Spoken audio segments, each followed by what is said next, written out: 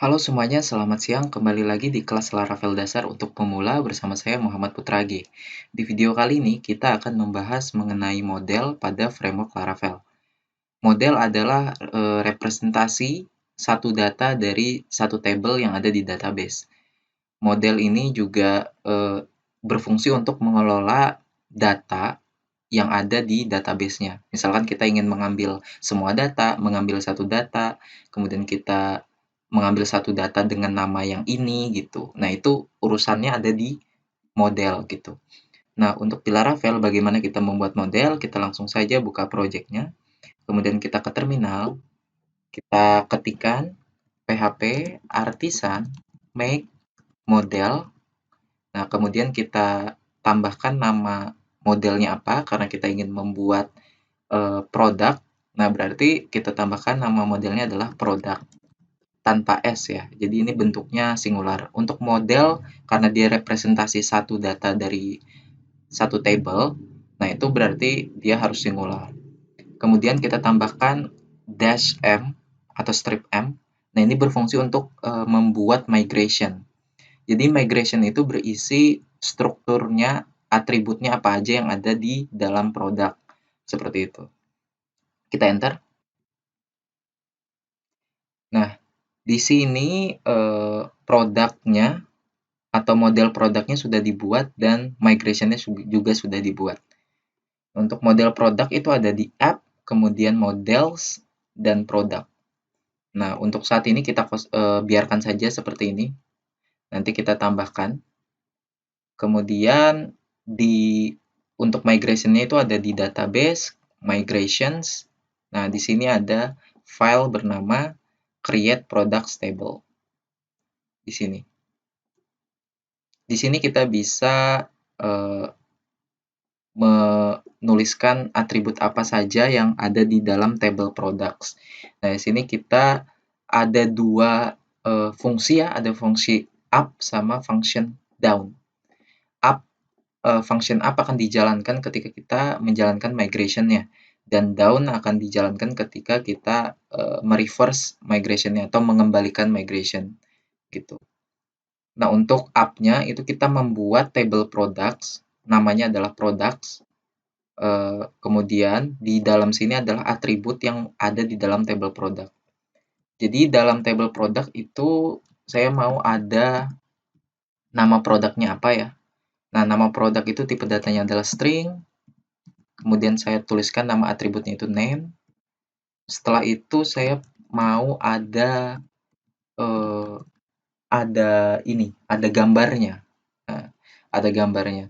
Nah, nanti di gambar itu di database-nya kita tuliskan string. String-nya adalah URL ke project kita nanti untuk memanggil gambarnya. Jadi nanti string dengan namanya adalah image mungkin ya. Kemudian kita tambahkan lagi ada stock. Ada stock itu tipe datanya integer. Stok, nah ini untuk mengetahui stoknya ada berapa. Nah, jika stoknya ini kita kosongkan atau tidak kita isi, kita pengennya dia default-nya 0 gitu. Nah, itu kita bisa tambahkan default, kemudian kita isi 0. Setelah itu kita tambahkan lagi ada harga. Harga itu integer. Kita tuliskan price. Nama atributnya price. Mungkin itu saja ya atributnya, jadi nanti ada ID, ada name, ada image, ada stock, dan ada price. Nah, kemudian ada timestamps. Timestamp ini nanti di database-nya dia akan membuat dua kolom, yaitu created at dan updated at. Ini kita save. Kemudian kita menjalankan migration-nya. Nah, nanti dari migration ini dia akan membuat table di database kita. Nah, masalahnya kita belum punya database-nya. Nah, teman-teman buka XMPP control panel ya. Nah, teman-teman itu bisa membuka folder instalasi XMPP-nya, kemudian cari xmpp control panel.exe. Teman-teman silakan buka, kemudian ketika dibuka, nanti klik start pada Apache dan MySQL. Sampai di sini warnanya hijau. Setelah ini jalan, teman-teman buka browser, kemudian ketikkan localhost / php myadmin, kemudian enter. Nah, di sini akan terbuka PHP myadmin-nya. Di sebelah kiri sini ada database-database yang kita punya. Nah, kalau teman-teman baru menginstal, di sini ada database default ya. Kita ingin membuat database baru, klik new, kemudian tuliskan nama database-nya, DigiShop. Nah, ini bebas sebenarnya. Kita klik tambah atau create. Nah, di sini oh sorry, ini namanya salah ya. Kita ganti dulu, kita drop aja, kita hapus. Nah, saya tambahkan lagi, namanya itu DigiShop. Kita create. Nah, DigiShop ini udah ada, dan kalau kita lihat itu dia masih kosong. Nah, migration tadi itu akan mengisi database DigiShop gitu.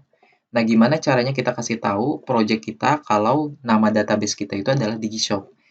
Nah, itu ada di file.env.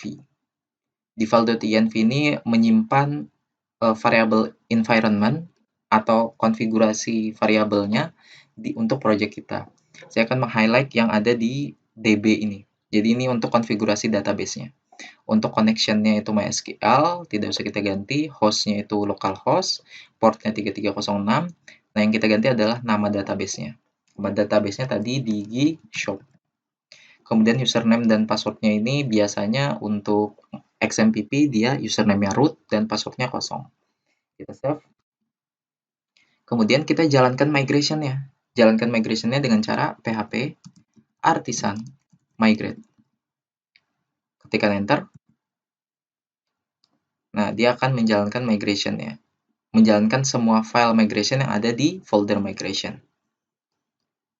Kemudian, kalau kita cek di PHP myadmin-nya, kita reload.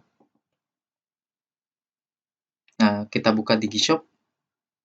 Nah, dia di sini sudah ada tabelnya. Tabel yang kita buat tadi products ya. Nah, untuk 4 tabel yang lain, ini adalah tabel default dari Laravel-nya. Tidak usah diperdulikan. Nah, ini products kalau kita buka, kemudian kita lihat strukturnya. Nah, strukturnya sama seperti yang ada di di file migration. Ada ID, name, image, stock, price, created at, dan updated at. Persis sama seperti yang ada di migration. Jadi seperti itu untuk konfigurasi database dan migration serta model. Saya cukupkan videonya, semoga bermanfaat dan selamat siang semuanya.